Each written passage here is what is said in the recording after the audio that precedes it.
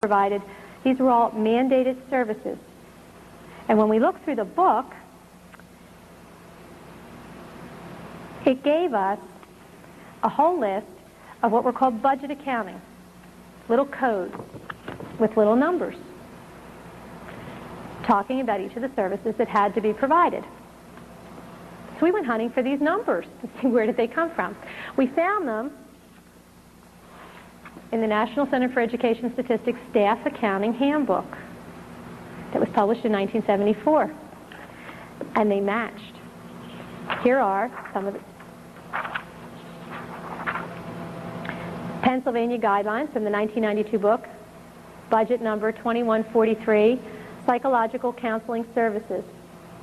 Federal Government book, 1974, number 2143, Psychological Counseling Services. Language is identical. 2144, Psychotherapy Services. 2144, Psychotherapy Services.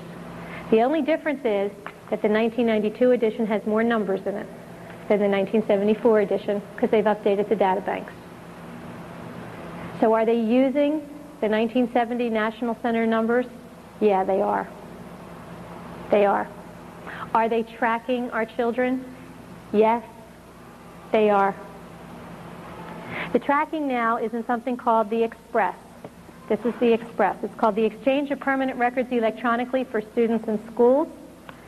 This is the information that they compile on the children. This says that any education agency, local, state, or national, can access the data without parental knowledge or consent or notification.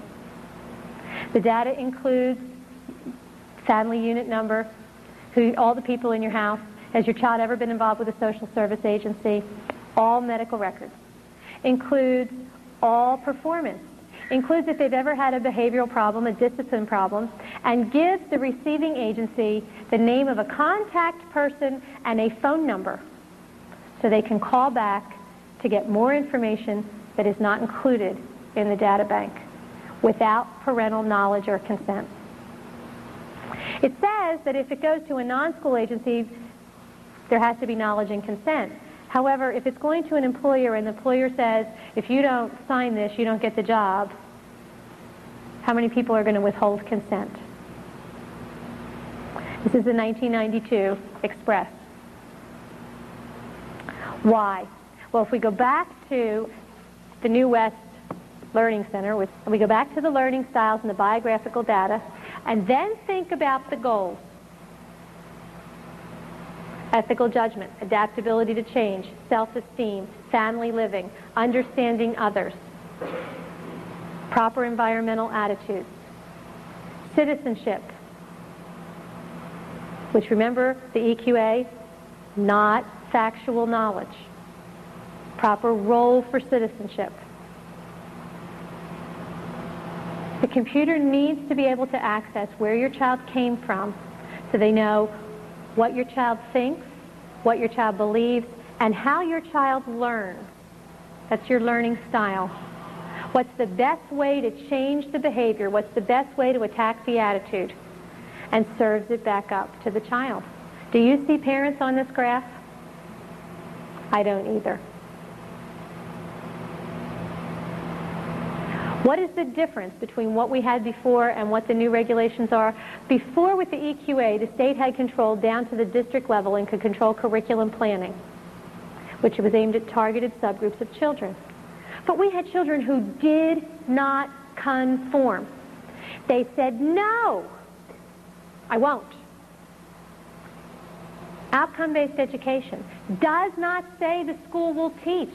It says the student must demonstrate. And through the computer, the control goes down to the individual child. Your child will conform, or they will not move forward. They will meet the goal. So where is it coming from? Where is the driving force? As we started tracing back, what we found was a report called the SCANS, Secretary's Commission on Achieving Necessary Skills. This is the 1992 edition. This was not written by the Secretary of Education.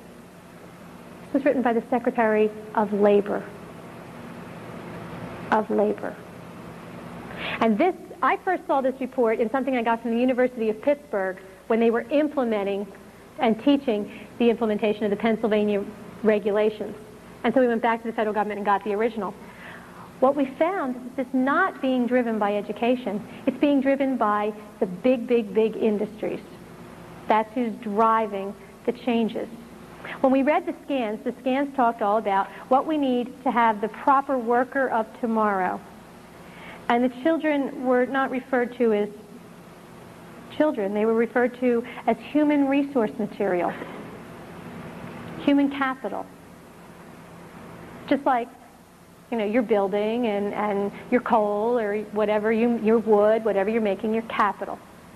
And this is business telling education what business needs or wants in the worker of tomorrow. This report says, well, you know, all these things we're talking about here, the necessary skills, this isn't pie in the sky. We're already doing this. And then they gave us a list of the things that they were already doing. One of the lists that they gave us included a contract called WorkLinks from Educational Testing Service. This is the resume. This is an electronic computer resume. Jane Smith is pretend. There's her workplace competencies, her interpersonal skills.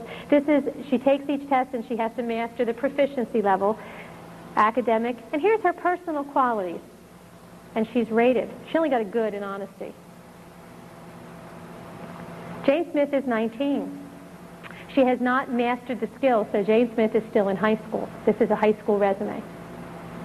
When I first started debating this issue, I used to say to the press, well, see, this is not the schools will teach, this is the student must demonstrate.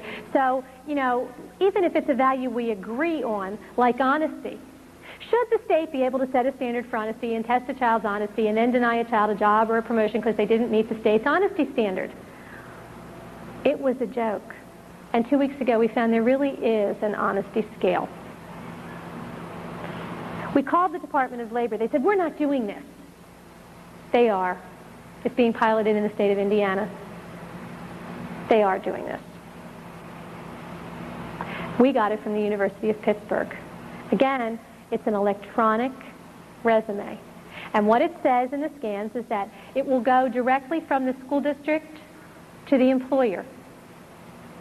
Now, is a lot of this information probably included in your resume now? Yeah, you have personal things from your resume now. But now you have the right to say, I'm going to use you as a reference because you like me, but I'm not going to use you because you don't like me, and so I'm not using you. We had a bad experience, or I was, a real pain in your class or in your workshop, and so I'm not going to use that person as a resume. We have the right to help shape who sends us on our way. Under this system, it goes directly from the school to the employer. Now, we don't know who rated, on what scale, what it's based on. How come Jane only got a good in her honesty scale? And how come she got an excellent on her self-esteem? What happens in the classroom to the child? What kinds of activities is my child going to be subjected to on a regular basis?